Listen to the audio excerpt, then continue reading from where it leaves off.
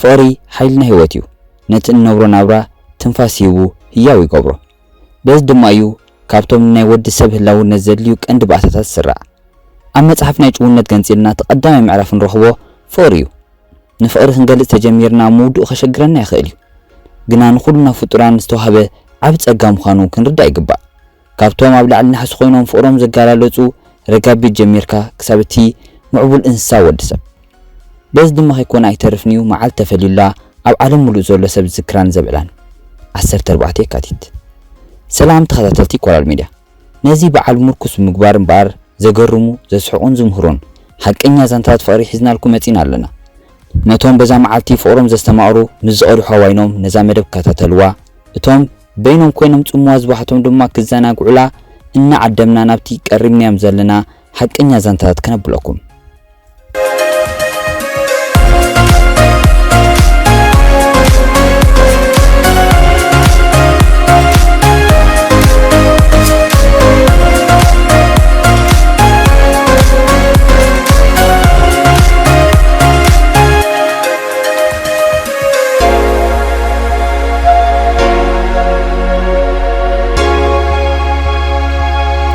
ቀዳማይ ብዙሓት ሰባት ናይ ዳውን ሲንድሮም ጸገም ዘለዎም ጽምዲ ክምርዓው የብሎም እዮም ዝብሉ ነዚ ብሂል እዚ ሲዕሮም 25 ዓመታት ኣብ ሓደ ዝጸንዑ ሰብ ሓዳር ኣለዉ ዝብል ምስ ሰማዕካ ኪንዮ ምግራም ታሪኾም ክትፈልጥ ዝያዳ ህንጡይነት ሓድረካ ንዓመታት ዝኣክል ክሪስ ሻሮን ዲፎርጅ መዓልቲ ፍቁራት ምስቲ በዓል ቃል ኪዳና ዝኾነ ፓውል ሻሮን ዲፎርጅ ብዘይ ምቁራጽያ ተብዕሎ ፓውል ስራሕ ጸኒሑ ገዛእቱ ምስ በለ ክሪስ ብኢዳ ሰርሓቶ ካርቴልና ብምሃብ ኣብ ርእሲ በዓል ቤታ ዘለዎ ኣኽብሮትን ፍቅርን ትገልጸሉ ክሪስ ኣብ ገዛ ጸብሒ ምስራሕ ካብቲ ኣዝዩ ባህታ ዝፈጥረላ ናይ ዕለታዊ ንጥፈታት እዩ ፓውል ድማ ብጀካ ናይ ክሪስ ናይ ካልእ ሰብ ዝሰርሖ ምግቢ ምብላዕ ኣይብርሆን እዩ እንተኾነ መዓልቲ ፍቁራት እንትመጽእ ኣብ ምቾት ክፈጥረሎም ዝኽእል ቤት ምግቢ ምኻድ እዮም ዝድረሩን ዝዘናግዑን ንሱ ዓለመይ ከፊቱለይ ክሪስ ካብቲ ንፓውል ንምግላጽ ዝጥቀመሉ ቃላት እዩ እዛ ናይ ሎሚ መዓልቲ ፍቁራት ግን ንፓውልን ክሪስን ካብተን ካልኦት መዓልቲ ፍቁራት ኣዝያ ፍሊት እያ ምክንያቱ ድማ ከም ሰብ ሓዳር ኮይኖም ንመበል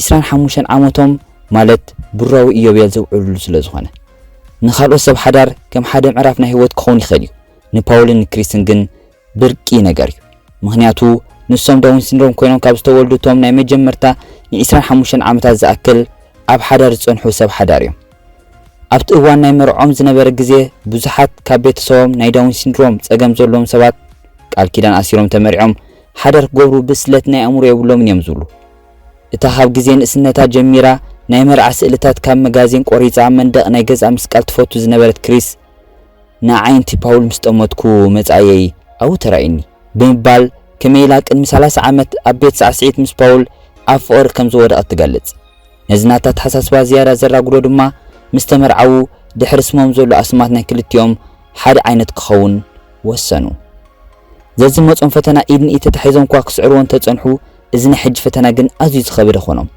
ነቲ ንዓመታት ባህንቆታ ክጽምብሎ ተጸበይዎ ናይ መበል 25 ዓመተ ፍቅሮምን ሓዳሮም ብራዊ ኢዮቤል ክውን ክኾነሉ ዝኽእል መንገድታት እናተዓጽወ መጸ እዚ ዝኾነሉ ድማ ፓውል እቲ ብግዜ ንእስነቱን ኩሉ ኩነታት ናይ ህይወቱ ዝጸለዎ ናይ ዕብዳን ሕማም ክመላለሶ ስለ ዝጀመረ እዩ ነዚ ነገር እዚ ምስ ረኣዩ እቲ ዝነብረሉ ክፍለ ከተማ ናብ ሓደ ሕክምናዊ ክንክን እናተገብረሉ ክጸንሓሉ ዝኽእል ቦታ ወሰድዎ ድሕሪ 25 ዓመት ካብ ተማሞቕ ፍቅሪ ዝለገሰትሉ ቤት ወፀ ድሕሪ 25 ዓመት ካብታ ፍሉይ ሩፍታት ልግሰሉ ንእዲ ተንሲኡ ኣብ ካልእ ዓራት ክድቅስ ተገደደ ክሪስ ነዚ ምስ ሰምዐት ልባ ብሓዘን ተመሊኡ ዓይንታ ንብዓት ከዝርኡ ጀመሩ ከምኡ ኢሎም ምስ ነገሩን ክነብዕ ጀሚረ ንሱ እኳ ህይወት እዩ ብዘይብኡ ከመይ ኢለ ክነብር ብምባል ክሪስ ድሕሪ ናይ ፓውል ኩነታት ተሰማዓ ትገልጽ ስድራ ቤት ክልቲኦም ኣብ ጎኖም ብምዃን ከም ካልኦት ፍቁራት ሰብ ሓዳር ባዕሎም ዕድሎም ክውስኑ ከም ዘለዎም ክምጉቱ ጀመሩ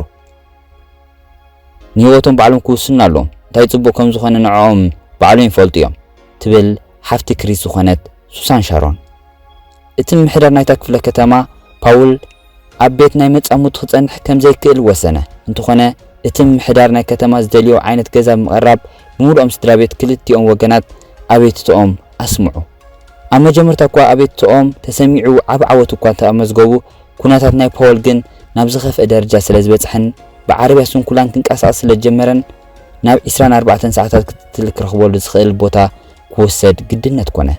እቶም ሰብ ሓዳር በቲ ዘጋጠመ ብዙሕ እኳ እንተሓዘኑ ተስፋ ግን ኣይቆረጹን። ክሪስ ንፓውል ምብጻሕ ከም ናይ መዓልታዊ ንጥፈታት ገበረቶ። ፓውል ኣብ መወዳእታ መዓልታት ናይ ሶሙን ምስ ክሪስ ቀኒዩ ክምለስ ስለ ተፈቅደሉ ክሪስ ንገዛ ኣብ ምውሳድ ከም ናይ ቀደማ መግቢ ሰሪሓ ክትብልዖ ጀመረት። ኣደ ፓውል ዝኾነት ሊሮን ዲፎርጅ ድሕሪ ተመይሳ ወዳ ዘሕልፎ መሰናኽል ክትዝክር እንከላ ኣዝያ ከም ትግረም ትገልጽ። ብሓገዝ ናይቶም 7 ዝበጽሑ ኣሕዋቱ ናይ ኣውቶቡስ ኣገልግሎት ከመይ ጌርካ ተብ ድሕሪ ማስተር ምግባሩ ንብዙሓት ዓመታት ኣብ ኮሙያ ብምስራሕ ኣብ 2013 እቲ ዝሰርሓሉ ትካል ናይቲ ዓመት ዝበለጸ ሰብ ምባል ሰየሞ። ኣደ ፓውል ኣብ መጀመርታ ናይ ግዜ ናይ ሕርሳ እቶም ዝሕርስዋ ዝነበሩ ዶክተር ዝበልዋ ተመሊሳ እንትዝክር ብዙሕ ክትጽበ ይብልክን እናተባህለሉ ዝተወልደ ፓውል ዘይከምቲ ጽቢት ተገብረሉ ንኹሉ ዘጋጥሞ ብድሆታት ሲዒሩ ኣብ ህይወቱ ዕውስ ሰብ ኮይኑ ተመርዒዩን ንርብዒ ዘመን ዝኣክል ድማ ሓዳር ገይሩ ምስ ኣሚኑ ጸኒሑ ብምባል እናስተንተነት ትገልጽ። እታ ኣሚኑ ዝኾነት ክሪስ ድማ ካብኡ ብዘይፍለ ኣዝዩ ብዙሕ መሰናኽል ናይ ህይወት ዝሰገረት እያ።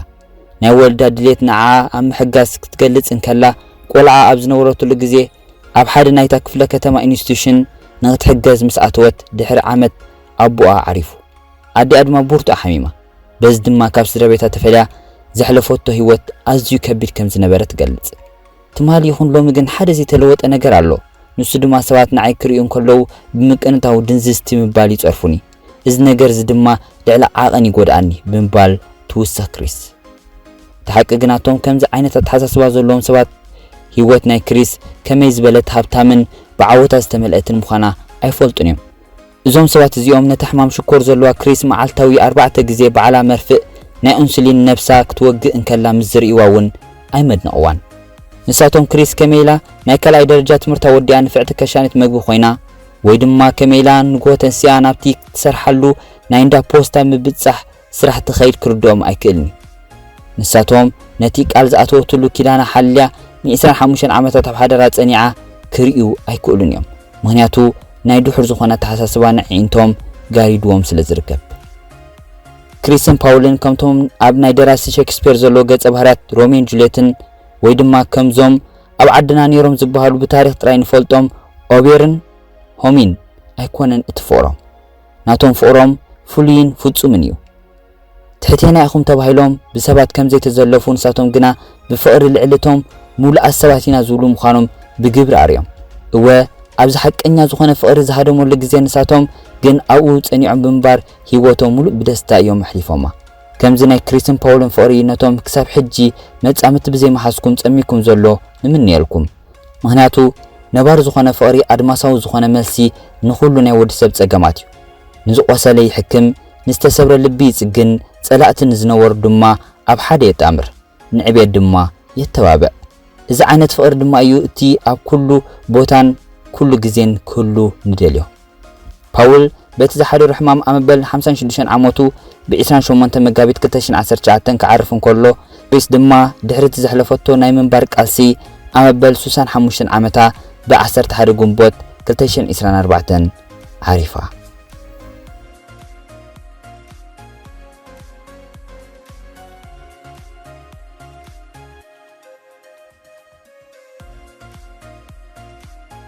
ካልኣይ ሚካኤላ ሽፐሊ ትበሃል ሰብ ዝዕለለቶ እዩ። ንሳ ትብል ኣነም በዓል ቤተይን ካብ ንውሮ 4 ዓመት ጌርና ኢና ነርና።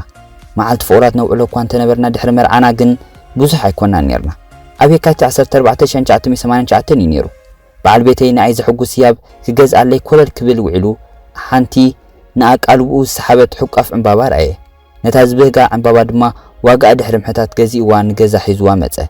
ኣነ ድማ ምስ ረኣኽዋ ሕብሪ ናይታ ፊዮሪ ስለ ዝመሰጠኒ ኣዝየ ተሓጎስኩ። ንበዓል ቤተይ ድማ ከም ዘፍቅሮን ዘለኣለም ከም ዘፍቅሮን ኣብ ሕቕፉ ኮይነ ነገርክዎ። ከምዚ ኢልና ጥዑም ምሸት እናምሰና ከለና ጎረቤትና ናብ ገዛና ይመጽእ። ምጽእ ኢሉ ድማ ነታ ኣብ ጣውላ ተቐሚጣ ዝነበረት ፊዮሪ ሪኡ ብስምባደ መንዳይ ሞትና ክብል ሓተተ። ኣነን በዓል ቤተይን ዝብሎ ዝነበረ ክርዳኣና ኣይከኣለን። ናብታ ፊዮሪ እናጠመትና መን ይሞትና ኢሉ ደጊሙ ሓተተ። ወላ ሓደ ዝሞተና የለን ኢልና ኣነን በዓል ቤተይን መለስናሉ። እንታይ ደኣ ዝሕቋፍ ዕምባባ ንዝኽሪ ዘፍቅሮ ሰብ ትብላላ ምባል ተሓቋፍ ዕምባባ ንፍቕራዊ ህያብ ዘይኮነት ንዝሞተ ሰብ ናብ መቓብሩ ሒዝካ ትኸይድ ፊዮሪ ምዃና ነገረና። እዚ ኩሉ ግዜ ኣነን በዓል ቤተይ ነቲ ኣብ መትሓዚታ ፊዮሪ ተጻሒፉ ዝነበረ ትሕዝቶ ኣንብብናዮ ነርና። እዚ ጉዳመኛ ጎረቤትና ድማ ነቲ ዘስተባሃለሉ ዝነበረ ብምንጋር ነቲ ዝነበርና ህሞት ዘረጎ።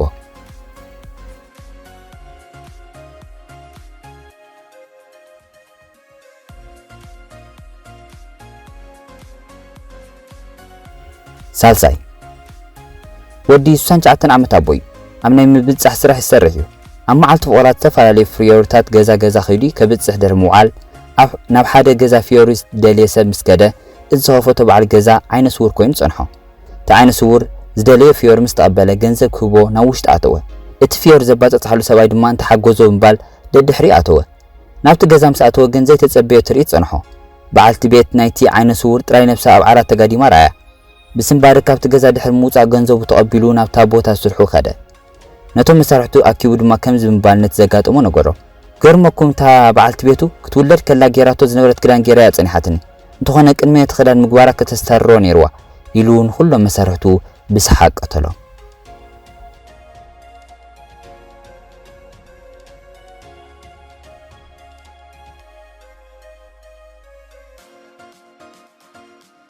ራብዓይ ንታንያ ዝበሃል ሰብ ዘጋጠማ እዩ።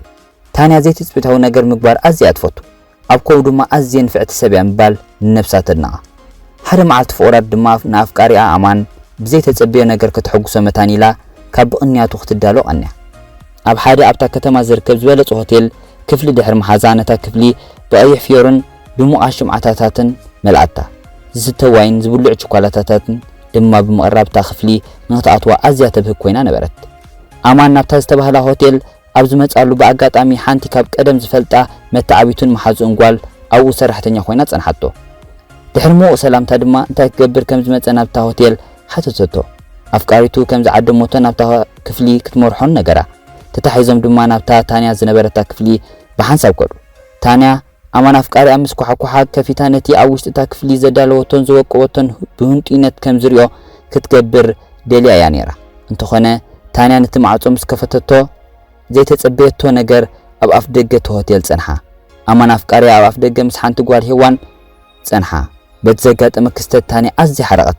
ካብ ሕርቃን ዝተላዕለ ድማ ሓንቲ ካብተን ተወሊዐን ዝነበራ ሽምዓታት ኣውደቐታ። እታ ዘውደቐታ ሽምዓ ድማ ነቲ ቀይሕ መንጸፍ ናይ ምድሪ ቤት ከም ዝቃጸል ገበረቶ። ኣማን ነቲ ዝተቃጸለ መንጸፍን ስምዒት ታንያን ከህድእ ግዜ ወሰደሉ። በዚ ድማ ዓመት መጸ ኣማን ታንያ ኣብ መዓልቲ ፍቑራት መሓዛ ሒዝያ ዶ ክመጽእ እናበለ የስሕቓ።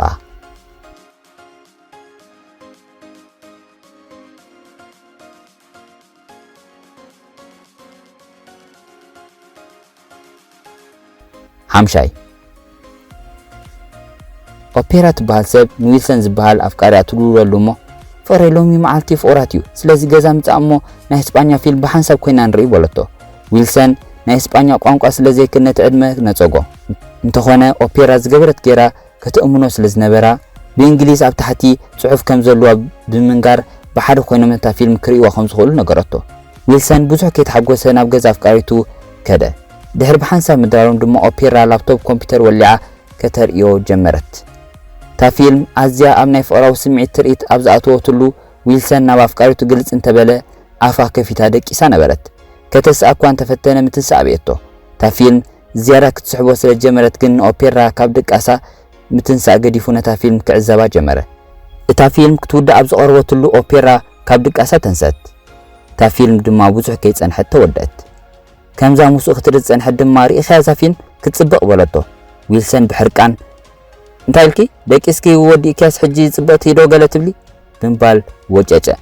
እንተኾነ ኦፔራ ህዲ ኢላ እዛ ፊልም ክንሪኣ ዘገደድኩ ምኽንያት ብዛዕባ እዛ ፊልም ጸሓፉ ዝብል ፈተና ስለ ዝተዋህበና እየ። ስለዚ ሕጂ እውን ተኺልካ እታ ዛንታ ብዛዕባ እንታይ እያ ሕፅር ኣቢልካ ንገረኒ በለቶ። ዝወረዶ ዊልሰን ኣብ መዓልቲ ፍቑራት ዛንታ ካልኦት ፍቑራት ንኣፍቃሪቱ ክፀውየላ ኣምስአ።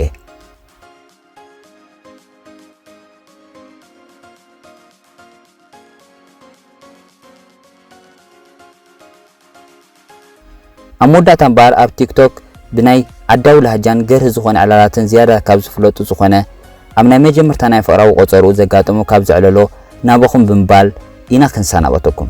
ብዛዕረብናልኩም ትሕዝቶ ተዛኒኹም ተዘናጊዕኩም ተማሂርኩም ክትኮኑ እናተተስፈና ኣብ ዝቕፅል ብኻልእ ፍሉይ መደብ ክሳብ ንረኸብ ኣብዚ ዘለናዮ ሰናይ ወሰላም ዳክ ስትወጪ ሓደ ኣብ ነፍሳ ጽማቕ መደፋዕ ካላ من تسمع دفيلا أنا تعدلي كفو أنتي كويس شو قولوا تيمسي حنت سليطات ندندن حويزيا حنت سليطات ني شاغن ستوص ياسي حج صماق غيرنا تقدمينا بتطاولا اقاطم كويس صني حوت تجزا نزا قولوا تو تبلا يا خبل نزا صماق بملئ تابزا نفسها